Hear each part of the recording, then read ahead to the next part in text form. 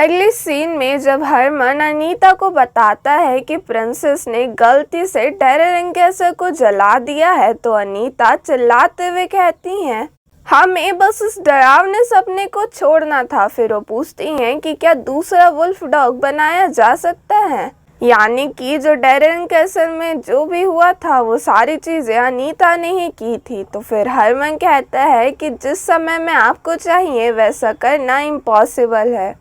अनीता सोचती है कि ऐसा कभी नहीं होता अगर मुझे इम्पीरियल परिवार का मिडिल नेम पता होता। तो गाइस यही वो वजह है जिसके कारण अनीता जो है वो एम्परर और प्रिंसेस को कंट्रोल नहीं कर सकती, क्योंकि उसको उन सब का मिडिल नेम नहीं पता है। तभी वो सिविलेज ड्यूटी के ड्यूक यानी कि उसके फादर के बारे में पूछती हैं। तो फिर हरमन बताता है कि वो जल्दी ही उसी स्थिति में होंगे जैसा आप चाहती हैं। तो अनीता उसकी माँ के बारे में पूछती हैं, जिस पर हरमन बताता है कि वो मेरी माँ पे काम नहीं करता। अनीता कहती है कि अगर वो ड्यूचेस वेस्टिंग के साथ काफ़ी ज़्यादा मिलती थी तो ये पॉसिबल है कि उन्होंने काफ़ी ज़्यादा टैनर एंड फ्लावर्स कंज्यूम किया होगा। क्या इम्पीरियल प्रिंसेस अभी भी तुमसे मिलने के लिए मना करती हैं? तो फिर हरमन हाँ कहता है, जिस पर अनीता फिर उसे एम्परर का फेवर पाने के लिए कहती हैं, जिस पर हरमन उसे देखते हुए कहता है कि मैं वैसा ही करूँगा जैसा तुम कहती हो। अनीता कहती है कि जो इम्पीरियल प्रिंसेस है वो एक परेशानी है, उन्हें जल्द से जल्द उसके बारे में कुछ करना होगा। अगले सीन में हम लोग प्रिंसेस को देखते हैं जो कि थियोर के साथ होती है। प्रिंसेस को ग्राउंड कर दिया गया होता है, यानी कि उन्हें बाहर जाने की परमिशन नहीं होती है ड्राइंग कैसल जला देने के कारण। थियोर थोड़ा सा नाराज होता है। तो फिर प्रिंसेस कहती हैं कि मुझे पता है ये इस कारण है क्योंकि जो सारे डॉग होल्स हैं वो बंद हो गए हैं, है ना। तो फिर थियोर कहता है कि क्या तुम्हें पता है मुझे कितनी परेशानी हुई थी उसे बनाने में, अब मैं बाहर नहीं जा सकता बस तुम्हारे कारण। तो फिर प्रिंसेस कहती हैं कि तुम्हें अपनी बड़ी बहन से अच्छे से बात करनी चाहिए, वैसे भी नए गड्ढे बनाना तो फन का हिस्सा है। जिस पर थियोर कहता है कि क्या हुआ अगर वो दोबारा बंद हो गए तो प्रिंसेस कहती हैं तो फिर हम लोग दोबारा बना लेंगे। आगे वो थियोर को नाइट मार्केट ले जाने की बात करती हैं और कहती हैं कि अगर तुम आज अपने हिस्ट्री टेस्ट में फुल मार्क्स लाओगे तो फिर मैं तुम्हारे लिए चिकन स्कीवर्स लाऊंगी जो कि काफ़ी ज़्यादा टेस्टी होते हैं। जिस पर थियोर कहता है तो फिर तुम यहाँ से निकल जाओ बिग सिस्टर, तुमने कहा ना कि आज मुझे फुल मार्क्स लाना है तो फिर जाओ ताकि मैं पढ़ाई कर सकूं। जिस पर प्रिंसेस हंसते हुए कहती हैं कि मैं समझ गई थी। और बाहर आने के बाद वो काफ़ी ज़्यादा खुश होती हैं कि वो शब्द थियोर के मुंह से निकले। वो सेल्मा से सर एरोन के शेड्यूल के बारे में पूछती हैं, जिस पर सेल्मा बताती हैं कि वो प्राइवेट सोल्जर्स के प्रमोशन को देख रहे हैं। प्रिंसेस कहती हैं कि ऐसी उम्र में प्रमोशंस देखना ये तो इम्प्रेसिव है। वो सोच रही होती हैं कि ऐसे टैलेंटेड आदमी का इतने जल्दी मर जाना ये मेरे दिमाग में वजन डालता है, इस बार मैं उसे प्रोटेक्ट करूंगी। सलमा कहने लगती हैं कि क्या आपका जाना ज़रूरी है, एम्परर को आपको बंद किए हुए एक दिन भी नहीं हुआ है। तो प्रिंसेस कहती हैं इस कारण मेरा जाना और ज़्यादा ज़रूरी है। फिर वो अपने पैर में बैट को बांधते हुए सलमा से पूछती हैं कि क्या तुम्हें कुछ चाहिए सलमा। सलमा बेचारी कहती हैं कि बस सर एरोन और सर जॉन से पास ही में रहिएगा। फिर हम लोग रात में वेस्टर्न ड्यूटी का सीन देखते हैं। जो गिस्ली है वो सोच रहा होता है कि प्रिंसेस का एरोन से पहली नज़र में प्यार होना और अपने एंगेजमेंट को सिविलेज से तोड़ना वो काफ़ी ज़्यादा फैल रहा है।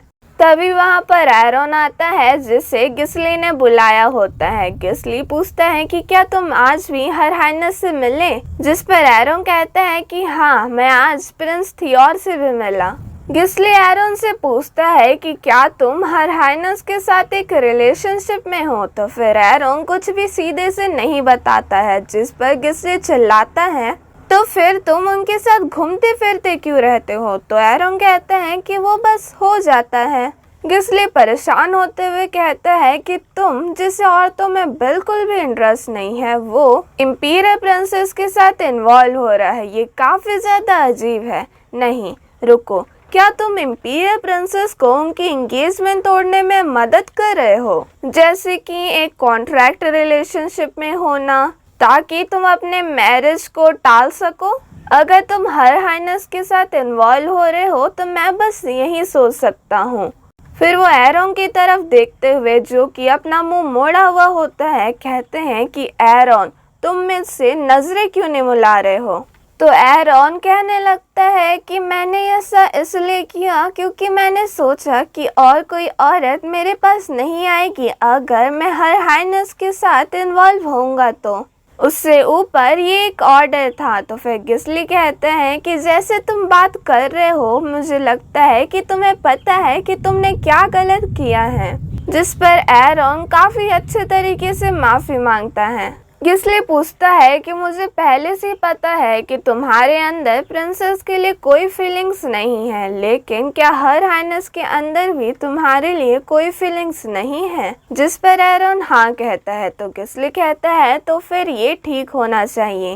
एरॉन बस एक बार के लिए क्या हो अगर इंपीरियल प्रिंसेस को तुम्हारे लिए फीलिंग्स आने लगे, तुम क्या करोगे?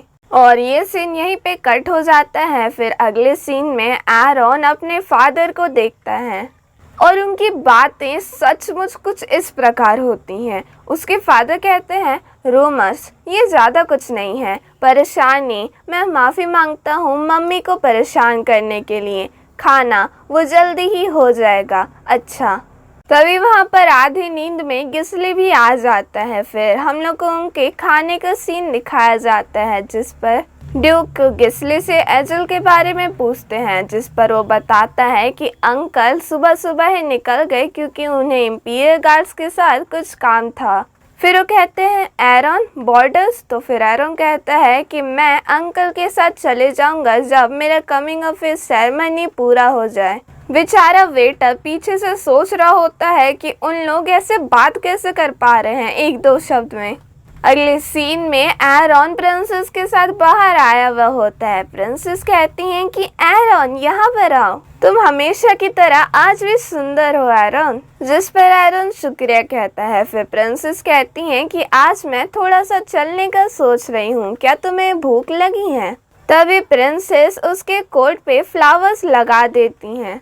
उन्हें एरॉन के चेहरे पे पसीना दिखाई देता है तो वो उसे पोंछने लगती हैं। एरॉन सोच रहा होता है कि हर हाइनेस उन लोगों से अलग है जिनसे मैं पहले मिला हूँ। वो मुझे अपने परिवार का एक हिस्सा मानती हैं। नहीं, ये उससे अलग ऐसा है जैसे वो एक वर्क ऑफ आर्ट का ख्याल रख रही हूँ, जैसे कि मुझे धूप से बचाना। वहाँ पर प्रिंसेस सोच रही होती हैं कि खूबसूरती जिसे देखने से ही अच्छा महसूस हो, ये नेचुरली है किसी देश के लिए आर्ट की रक्षा करना। इसलिए मुझे एरॉन की खूबसूरती को नेशनल लेवल पे बचाना होगा। फिर वो एरॉन से पूछती हैं कि क्या तुम वो चाय पी रहे हो जो मैंने तुम्हें दिया है? जिस पर एरॉन कहता है कि हाँ, मेरे भाई और फादर को भी वो काफ़ी ज़्यादा अच्छा लगा। जिस पर प्रिंसेस कहती हैं कि ड्यूक वापस आ गए हैं, कब? तो फिर एरॉन बताता है कि आज सुबह।